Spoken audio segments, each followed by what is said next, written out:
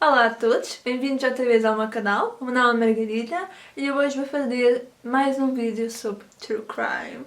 Eu hoje vou fazer sobre um dos casos mais bizarros, muito fascinante. Eu fico sempre super surpreendida quando eu falo deste caso a alguém e alguém não conhece, porque é uma história tão emblemática e tão bizarra que eu acho que toda a gente devia saber.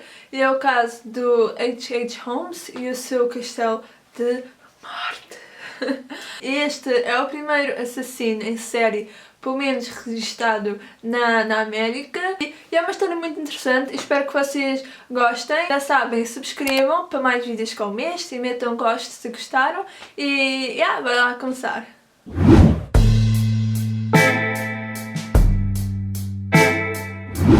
Ele nasceu como Herman Webster Mudgett em 1861 em New Hampshire. Ele nasceu de uma família bastante rica até, mas ele teve uma infância muito complicada, o que traduz-se para como ele foi como adulto, porque normalmente assassinos em séries e sociopatas e etc. normalmente têm razões por serem assim e muitas vezes essas razões encontram-se na infância. Ele não teve uma infância muito boa, o pai dele era muito violento, estava sempre bêbado, ele sofria imenso de bullying, até houve um caso com os colegas de escola dele souberam que ele tinha medo de médicos, então obrigaram-no a invadir o laboratório de médico da cidade e ficar frente em frente a um cadáver, a um esqueleto, durante imenso tempo. Essa experiência levou com que o medo que ele antes tinha de médicos e de cadáveres e isso tudo, levou para outro espectro de fascinação.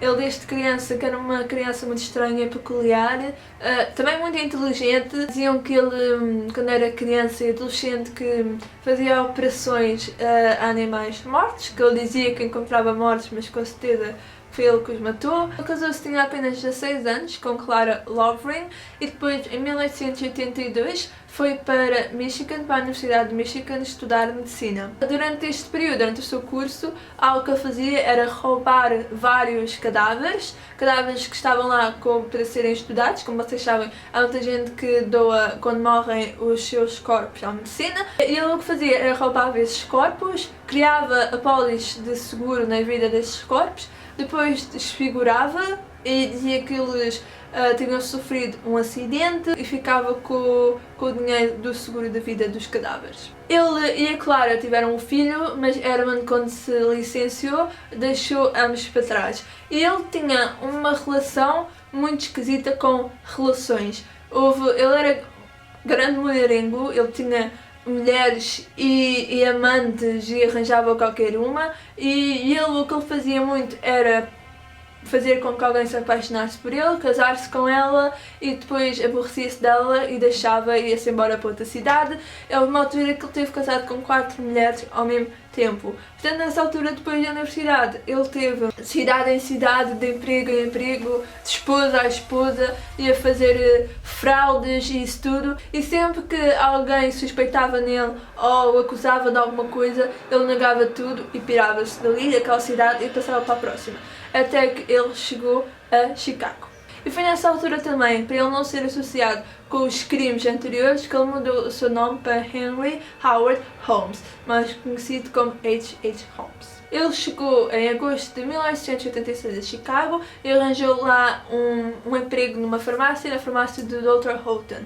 Dr. Houghton era uma pessoa bastante frágil. Ele, como mudou de nome, Houghton também não sabia nada dos crimes que ele tinha feito antes, então ele ficou muito encantado com o jovem, com o Holmes, e tornou-se muito dependente dele. Depois, quando Houghton morreu, a farmácia ficou para a sua esposa e, de alguma maneira ou outra, Holmes convenceu ela a vender-lhe a farmácia e depois a senhora Houghton misteriosamente desapareceu. E sempre que alguém lhe perguntava alguma coisa, ele dizia que ela tinha ido para a Califórnia.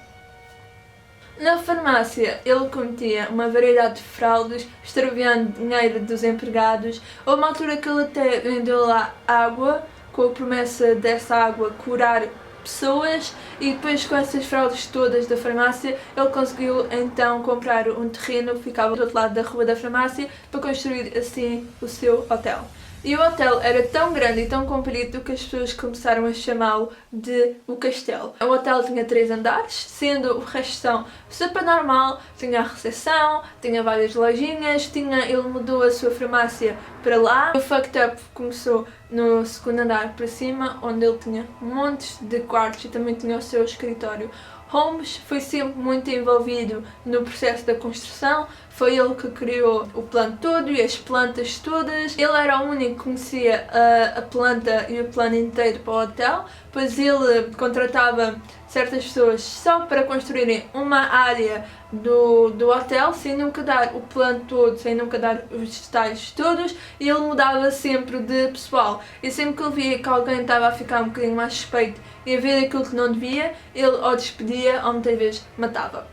Nessa altura ele só tinha uma pessoa que realmente confiava e que, eu diria quase um amigo, mas pessoas como ele não são capazes de serem amigos, portanto era basicamente o minion dele, que era o Ben Pitzel, ou Pitzel, ou algo deste ano. E o Ben era o único que sabia tudo, sabia do plano todo e que, basicamente era o minion de Holmes. No total eram cerca de 100 quartos e ele construiu o hotel de maneira que fosse super confuso, de maneira que as escadas e os corredores quase fossem um labirinto em que as pessoas ficavam sem saber de onde é que estão a ir. Os quartos, cada um era pior que o outro. Uns eram à prova de som, outros tinham gás venenoso para depois as pessoas morrerem, outros eram portas que só se podiam abrir na parte de fora, outros depois tinham alçapões em que levava pessoas para a cave, ou então eles tinham um quarto que as pessoas caíam para lá e era tudo com tijolos, em que não havia nem janela, nem porta, nem nada e as pessoas asfixiavam.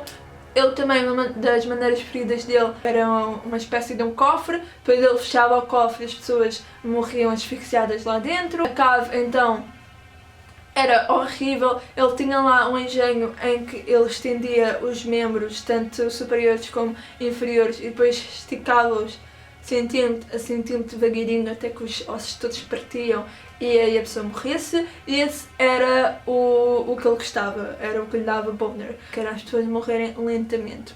E na cave era basicamente onde ele depois eliminava as evidências todas. Era onde é que ele matava, esfoliava, dessecava os corpos, ele tinha lá fornos gigantes para cremar os corpos, ele tinha tanques de calcário e de ácido para fazer já os corpos em decomposição e todas as evidências das vítimas, como por exemplo no Breaking Bad, que a gente vê lá. E basicamente era onde ele desfazia todas as evidências.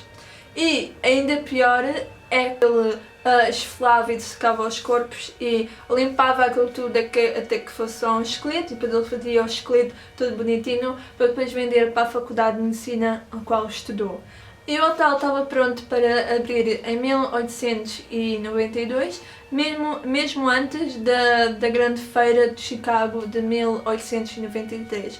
Essa feira de Chicago era uma feira mundial em que todos os anos se chamava milhões de visitantes à cidade. E o grande plano dele era atrair hóspedes para ficarem no hotel, somente mulheres, que era o grande alvo dele. Depois torturá-los e fazê-los ceder todas as suas posses a Holmes, para ele ficar com tudo o que elas tinham. E depois também contratar empregadas, contratar mulheres, e antes delas começarem no hotel, ele fazia-as criar ou aumentar as suas apólices de seguros de vida e pô-lo ele como o beneficiador, para que se elas matasse o dinheiro ia para ele. E muita gente que ele matava eram então mesmo empregadas do hotel. Portanto, o grande esquema era isso, era ele ganhar o máximo de dinheiro que conseguia com essas apólices de seguros de vida e matando o máximo de pessoas possíveis. E durante a feira de 1893, cerca de centenas de pessoas ficaram no hotel dele, portanto centenas de possíveis vítimas. Quando a feira acabou, Holmes estava a ser perseguido e seguido por vários credores e por algumas das famílias das vítimas, então ele decidiu fugir com o seu amigo Ben e foram por várias cidades até chegarem a Texas. E em Texas ele foi preso por mais uma fraude que ele cometeu, e na prisão ele conheceu Marion Hedgepeth e contou-lhe sobre o esquema que ele estava a preparar, que era criar uma apólice de seguro de vida nele próprio, estou a falar de Holmes, e depois falsificar a sua morte e ficar com o dinheiro. E disse a Marion que se esse lhe recomendasse um advogado adequado para esse esquema, que lhe depois lhe dava $500 desses 100 mil que ia ganhar. Marion ajudou-lhe e o advogado achou que era uma ideia brilhante e que ia resultar. Então depois, quando o Holmes saiu da prisão, não ficou lá durante muito tempo, tentaram fazer este esquema, só que não correu lá muito bem porque a empresa do seguro começou a ficar um bocado suspeita. Então, Holmes teve a brilhante ideia de, em vez de ser ele a falsificar a sua morte, que ia falsificar a morte de Ben, o seu minion. Então disse ao Ben para ele fazer uma apólice segura da vida dele, de 100 mil dólares, e que depois ia falsificar a morte dele e que iam dividir o dinheiro entre Ben, o advogado e Holmes. Só que o catch é que o Holmes, na verdade, decidiu, não vou estar com este trabalho todo, em vez de falsificar a morte de Ben, na verdade, matou. Portanto, o seu único companheiro, o seu único amigo, ele matou-lhe para ficar com o dinheiro todo. O dinheiro, primeiramente, foi para a mulher, só que Holmes conseguiu convencê-la a dar o dinheiro a ele, para guardar, dizendo que o marido estava vivo e que estava em Londres e que lhe ia dar o dinheiro. Então ele conseguiu ficar com o dinheiro todo, mas de volta na prisão, Marion nunca chegou a receber o dinheiro dele e ficou super chateado com isso. Então ele basicamente foi-se chibar à polícia e às autoridades do seguro, dizer qual era o plano de Holmes. Assim, as autoridades começaram a ficar de olho no Holmes, só que ainda não tinham evidências suficientes para o prender. E Holmes, na verdade, foi levado à justiça graças a um cavalo. Ele tinha roubado um cavalo em Texas e foi com isso que eles o conseguiram prender. Em prisão, o Holmes disse que realmente tinha falsificado a morte do amigo, mas que não o tinha matado, que tinha arranjado um corpo e que tinha falsificado a morte de Ben. Ele quase que escapou com isso, até que a polícia lembrou-se dos certos detalhes sobre o corpo de quem estava morto e começou-lhe a fazer algumas perguntas e aí Holmes não aguentou e disse a verdade que realmente sim, ele tinha matado o Ben e que aquele corpo era o Ben. Ao mesmo tempo, a polícia em Chicago começou a investigar o hotel e começaram a falar com os empregados e estes começaram a dizer as várias coisas bizarras que aconteceram ali no hotel e que eles não eram permitidos de, por exemplo, limpar o segundo andar. Então eles, quando começaram a dar uma vista de olhos, encontraram no terceiro andar um forno gigante.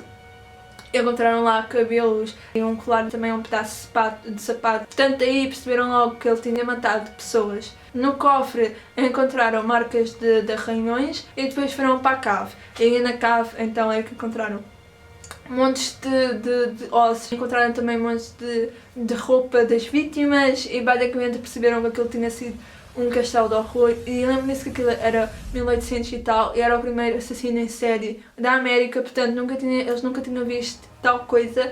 Em setembro de 1895, Holmes foi condenado a enforcamento, mas ele foi apenas condenado em Filadélfia pela morte de Ben. Portanto, foi condenado por muito pouco, comparado com as pessoas que ele matou. E houve uma vez que ele até foi pago por um jornal, $7.500, para escrever uma carta de confissão, que hoje em dia é tipo 200 mil e tal dólares, portanto bastante. Mas depois perceberam que a confissão era falsa e foi aí nessa confissão que ele escreveu a sua famosa citação: "Nasci com o diabo em mim, não pude evitar o facto que eu era um assassino, tanto como um poeta não pode evitar a sua inspiração para cantar." E em 7 de maio de 1896, prestes a fazer 35 anos, portanto ele era super novo, Holmes foi enforcado. Só que agora, o mais engraçado disso é que o enforcamento ocorreu mal, e não sei se vocês sabem, mas o enforcamento normalmente é feito de maneira que seja rápido, em que os ossos do pescoço partem-se e a pessoa morre, mas alguma coisa correu mal e quando ele caiu, ele não morreu logo e ele teve durante 15 minutos a mexer-se e a gemer até que morresse. Eu acho que isso é super bem merecido e se isso não é karma, eu não sei o que é, porque ele fez tantas pessoas morrerem de maneira lenta que ele próprio merece morrer assim. Durante o seu encarceramento, Holmes confessou apenas ter matado 27 pessoas, sendo confirmadas apenas 9, e ele antes mesmo do seu enforcamento Portanto, ele apenas disse que tinha matado 2, mas vários dos historiadores acreditam que o número real de pessoas que ele matou chega até aos 200. E pronto, é isso pessoal, é essa a história do Richard Holmes e o seu Castelo da Morte, o seu Murder Castle. Espero que vocês tenham gostado. Tal como eu já disse, este é um dos casos mais bizarros de sempre, mas também é super interessante e eu gosto sempre de falar sobre esse caso às pessoas, porque nem lhes passa pela cabeça alguém construir um hotel daqueles. E pronto, espero que tenham gostado. Comentem lá abaixo o que é que acharam deste vídeo, de outros casos que vocês querem que eu faça, ou outros vídeos. E ponham um gosto e subscrevam, claro. E eu vejo no próximo vídeo. Tchau!